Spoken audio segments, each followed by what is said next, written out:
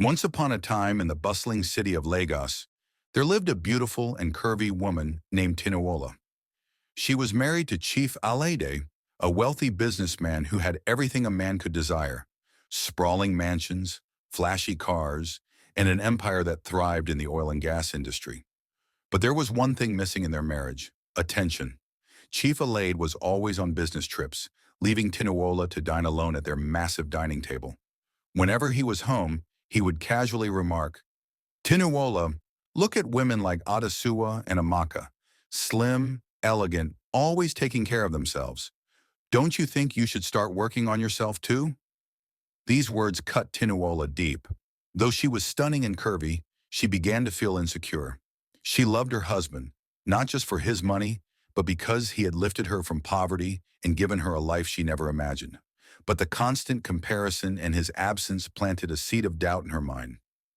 One day while scrolling through her phone, she came across an ad for a luxury gym in Lekki. The fitness center boasted state-of-the-art equipment, personal trainers, and a guarantee to transform bodies within 3 months.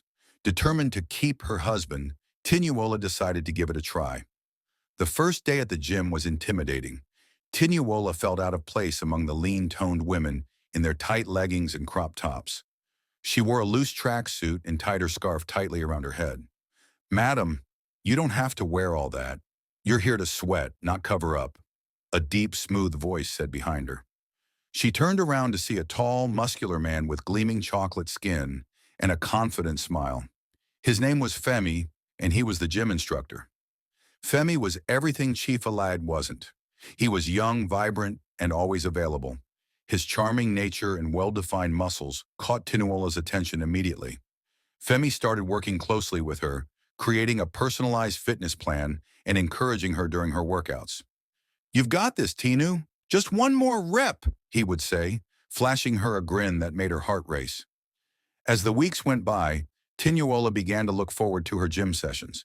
She wasn't just getting in shape, she was rediscovering herself. Her waistline slimmed, her confidence grew, and she started noticing the way Femi's hands lingered a bit too long when he helped her with her stretches.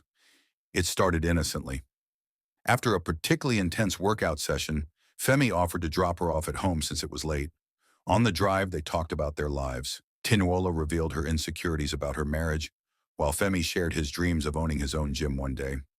"You deserve someone who truly sees you, Tinuola," Femi said, his voice barely above a whisper. That night, Tinuola couldn't sleep. She felt alive in a way she hadn't in years. For the first time, she felt seen. Slowly, what started as harmless conversations turned into something more. One rainy evening after a private training session, Femi leaned in and kissed her. Tinuola hesitated, torn between guilt and the longing she had buried for so long. But in that moment, her loneliness won. The affair began. For weeks, Tinuola lived a double life. By day, she was the dutiful wife attending charity events with Chief Alade. By night, she was sneaking off to meet Femi, who showered her with the attention she craved. But guilt soon began to creep in. Tinuola started avoiding her husband even more, afraid he might notice the change in her demeanor. She felt torn between the stability her marriage provided and the passion she felt with Femi. One day, Chief Alad returned home unexpectedly early. Tinuola, startled, accidentally left her phone unlocked on the dining table. Chief Alad picked it up and saw a message from Femi. "Can't wait to see you tonight, my queen." Chief Alade's face turned red with anger. "Tinuola, what is the meaning of this?" he roared. Tinuola broke down, confessing everything. But instead of the rage she expected, Chief Alade laughed bitterly. "Do you think I don't know? I've been watching you for weeks. You thought I wouldn't notice how you've changed?" He paused and added, "But let me tell you something. I married you not because I loved you, but because you were an investment. A pretty trophy.